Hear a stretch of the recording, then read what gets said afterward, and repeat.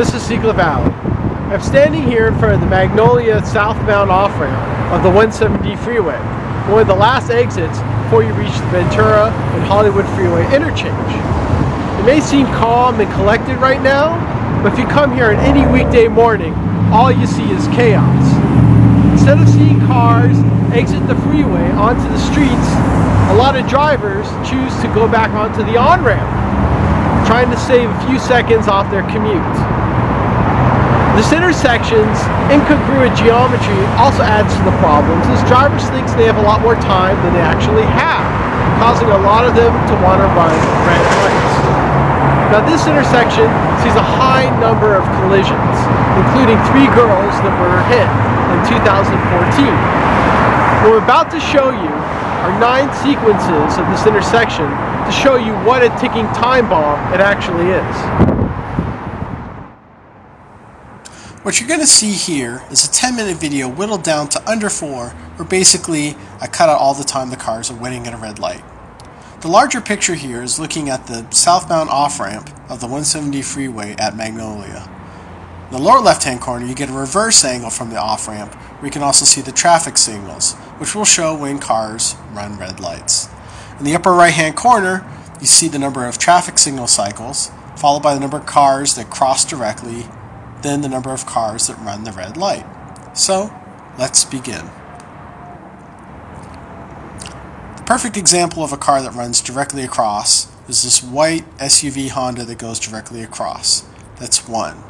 But if you pay attention to the lower left-hand corner, that red dot signifies our first car that's run the red light. So far, we're 1 for 1. This second cycle is pretty much the same as the first. But one thing to pay attention to is, with all this added space, is how cars go through the light. If you see the car that's stopped on the right, that's fine. But the car that has the green, has speed, it's a pretty close call. Now in this third sequence, we see cars that run the red light from either lane. But this is something that happens a lot. Sometimes you'll see 2 cars run the light from the same lane. Pay attention to the lower left. 1, 2. Yes. More bang for your buck.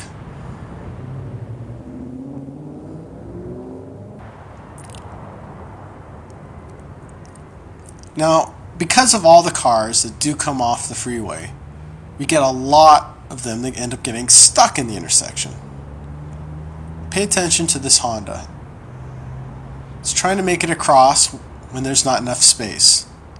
And it's waiting, and it's waiting,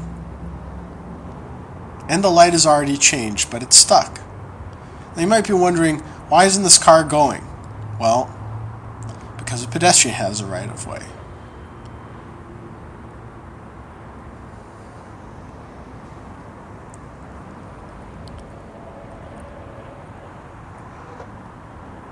Now we're about halfway through our sequences right here. You see 2 cars that probably just ran the red light going the other way. We're about to see something that shows a few things in play. We're about to see 2 cars that run the light back to back. 1, 2, and then notice how this car goes from a left turn only lane and cuts in front. If you stand here long enough, you'll see that happen, and a lot of close calls.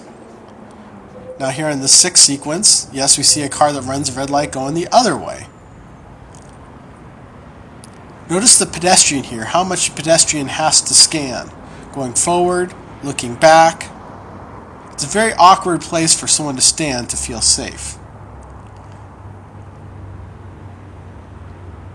Here we are in the 7th cycle. And once again, we're going to be treated to the double left turn cars.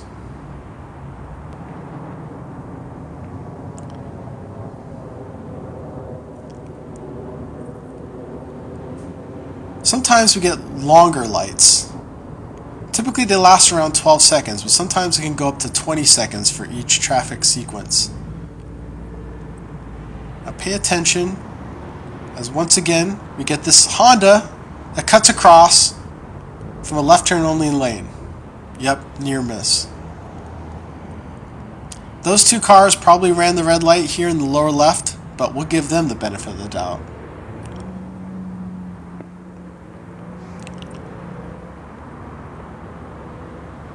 Once again, this is our final sequence. Pretty standard. We get a number of cars that cross directly across. Some of them almost look like repeat offenders. But once again, yes, we have another car that runs the red light. In the end, 39% of cars coming off that off-ramp end up going right back onto the freeway. Whereas on average, one car per every traffic signal sequence ends up running a red light.